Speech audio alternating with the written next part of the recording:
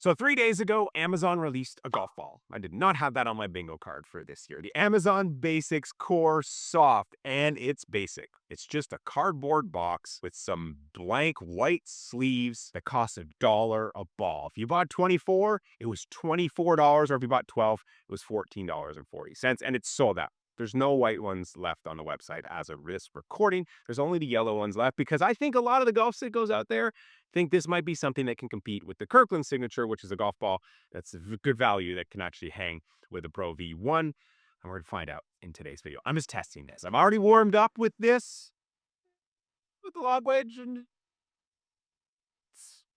we'll talk about that as I test a little bit more because I just need to hit this golf ball to see what kind of numbers this $1 a ball golf ball can. Sand wedge, 7-iron, and driver, just to get a first impression on what kind of numbers this golf ball produces. I understand it's not for me. It's for your kind of like mid-handicap, high-handicap, budget-conscious golfer. But let's see what kind of performance we get out of the Amazon Basics Core Soft. So I'm gonna go with sand wedge. Like, I'm just looking to hit these 105 yards, see what kind of spin I can get and launch and all that. 102, launched at 29. I mean, that's not bad. That felt like a fine shot. Just under 10,000 or 9,500 RPM spin. There's a bit higher launch. Good spin. Little low, but not terrible. See, the spin's down a little bit there. 105, the launch is high though. 30, a couple degrees high. This is not letting you see spin.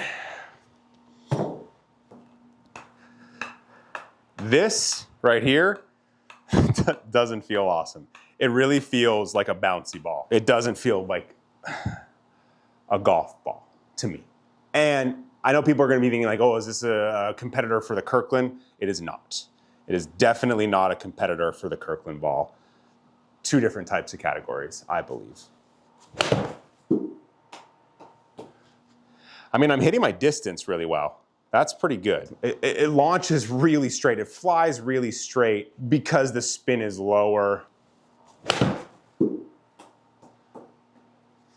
I mean, I'm hitting my number. It's just, it flies so straight. And I think that's one of the few things they say on, like on Amazon, like, oh, it's got a straight flight technology, whatever that means. Face a little open there. Distance was still what I wanted, 104 in the air. Launch was higher, spin was up to 95. It doesn't feel great. It's launching high, it's not spinning quite enough, but it's hitting the yardage I want it to hit. Hit a full one, like a hard sand wedge, and let's see what happens. Probably a full sand wedge would be like 110, not quite 115, but ball speed was pretty good. Spin was better there. But I'm just trying to hit this 105 yardage, and then I can reference past tests to see what kind of ball speed and spin I get from 105. Ooh, that one had no spin, 8,800 spin. That's not enough spin for a sand wedge.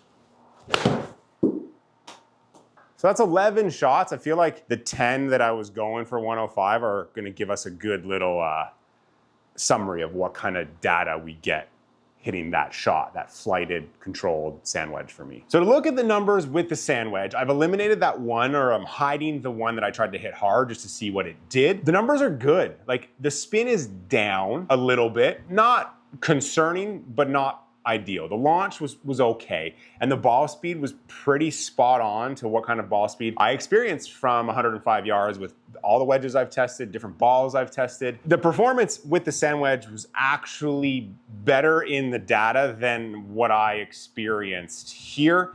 I'm gonna do a video with this stuff like out at the golf course and like what the on-course performance is, but we're just focusing on the numbers of what this golf ball can do. And it's not bad. It's launching a little bit high. It was really concerning in the warm-up. That felt like hitting a range ball. It launched so high on like 3/4 lob wedges and spun like 5,000, 6,000. It felt like a range ball. It feels like a bouncy ball, but numbers-wise, it's not as bad as I expected it to be with the sand wedge.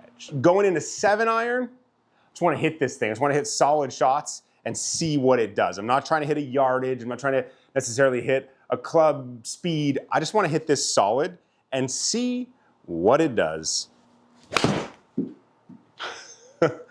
That's low spin, all right. Really low spin on just a smooth 7-iron. 182 yards though, but that's low spin.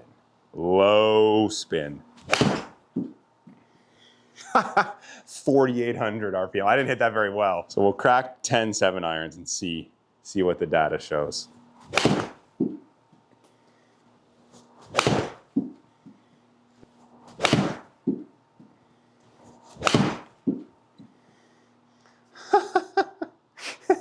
Just a rocket, just an absolute rocket. 187 in the air, sub 5,000 spin.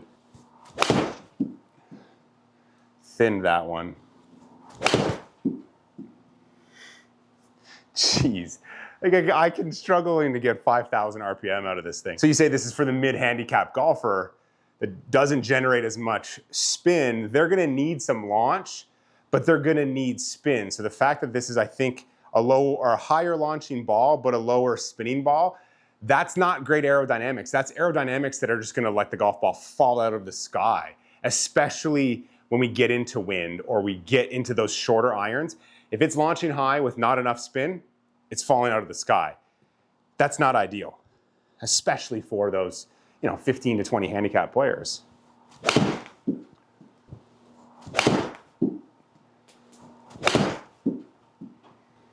Okay, let's have a look at the data. So looking at the 7-iron, I started to see the gaps or the holes with this golf ball. Sure, the distance was fine. The distance was fine. It was going what I would hit a 7-iron, roughly 180 yards. Ball speed was down though. Ball speed at 124, that's like 4 or so miles lower than what a typical 7-iron would be for me. The spin is way too low. Like struggling to spin it over 5,000 with a 7-iron, that is not good. Pair it with launch, that's a couple degrees high. What I experienced with the 7-iron was what I was experiencing with the warm-up with the lob wedge. Launching high, spinning not enough, but flying really straight, because something that's launching higher and not spinning enough, it's kind of knuckling. That's really good for a lot of golfers, but it's not good for being consistent. I'm gonna call a spade a spade. The numbers are fine, but they're not gonna beget consistent play out on the golf course, because like I said, if it launches too high with not enough spin, it's falling out of the sky, and that becomes really problematic on the golf course. It's not so problematic in here, but it's very problematic on the golf course. The numbers are fine, the distance is fine, but we're not just focusing on distance. Does the golf ball go the distance we want it to go? It's how does it get that distance, and is that going to be repeatable over time? Because if we put a 15-20 handicap in here who doesn't strike it as solidly from time to time, shot to shot, with poor launch characteristics, poor spin, low ball speed, that could be a little more difficult out on the golf course. So the big stick, we've seen lower spinning, higher launching in the wedges and in the middle of the bag. So if we see that with this, that's gonna make for a long golf ball for a lot of people, because something that's not spinning a lot off the tee can go a long way. But again, higher launch, low spin, that's not optimal flight characteristics. So let's see what we get here. 1,600 spin. So that was kind of like a feeler. That swing felt fine. It wasn't my best swing. The ball speed is low and that spin is low. And this is where I think this ball, the versatility of this ball, it lacks. Like obviously it's not for faster swings, better players, because I don't think this ball is going to generate the ball speed that I would expect out of a golf ball, because it's not meant for me whatsoever. So that was like a whiff. So we saw the spin go up to 25 and the ball speed went up a little bit, because you can see my path went 5.3 degrees to the left.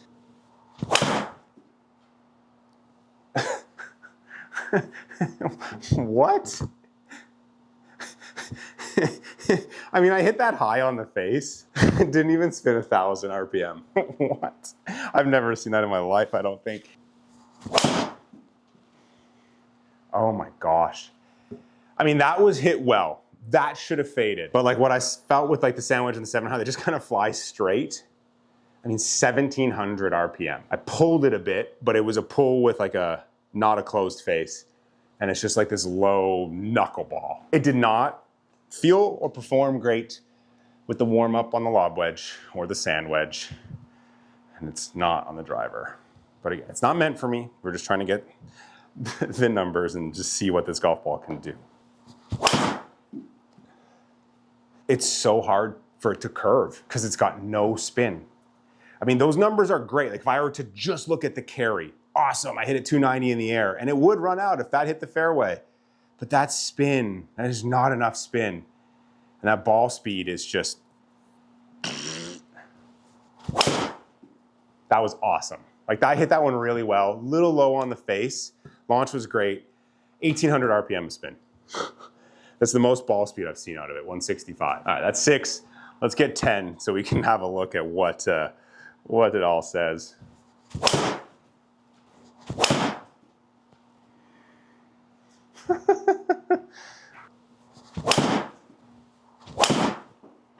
The driver numbers, the distance was fine on some of them. An average of 287. That's low for me. I probably am in here averaging 5 to 7 yards further. I'm not averaging 300 in the air. The total of 311, that's pretty consistent because the spin on average across those 10 was 1850. That is so low. That's like 600 RPMs, not enough spin. The ball speed is low. The ball speed's like 6 miles lower than what an average would be for me. That clubhead speed's about my cruising average. And the launch was actually pretty good. But just like the 7-iron, these aren't numbers that beget consistent play on the golf course. It's not for me. I understand this golf ball is not for me, but a golf ball that launches high, spins not enough, especially for a 15-ish handicap who struggles mainly with the tee ball, that can be problematic. Sure, it can eliminate the curvature because it's not spinning enough, but again, it's not optimal.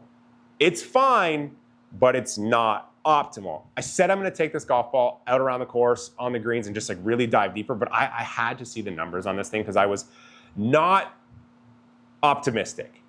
It performed numbers-wise better than I thought it did. I don't have reference of like a Callaway Super Soft to see, but this golf ball is not comparable to the Kirkland Performance Plus. It's not comparable to the Vice Pro Plus. It's not, I don't know the maker's whatever, Sam's Club ball, but I think that was meant to compete with the Kirkland. This is not meant to compete with that. This is meant to be that very middle of the road, 15-20 handicap, $1 a ball. Quality-wise, let's see. So I hit 43 shots with this golf ball, and it looks completely fine. I've done the same amount of testing with other golf balls that get chewed up, especially the wedge. I watched one quick Instagram piece on this that anticipated this not having durability. I mean, that thing got beat around in here and it's pretty durable. So the quality might be there, but I could look at another one and who knows what the same quality is throughout the dozen. First impression, the numbers are fine, not for me. You got to see what it does. So if you are that 15-20 handicap golfer that wants good value, I mean, it's $1 a ball. The numbers are fine, the performance is fine, the durability is there. We'll go see what it's like on the golf course in another video. But yeah, sound off in those comments. Have you bought it? What do you think? Would you buy it? We'll see you in the next video.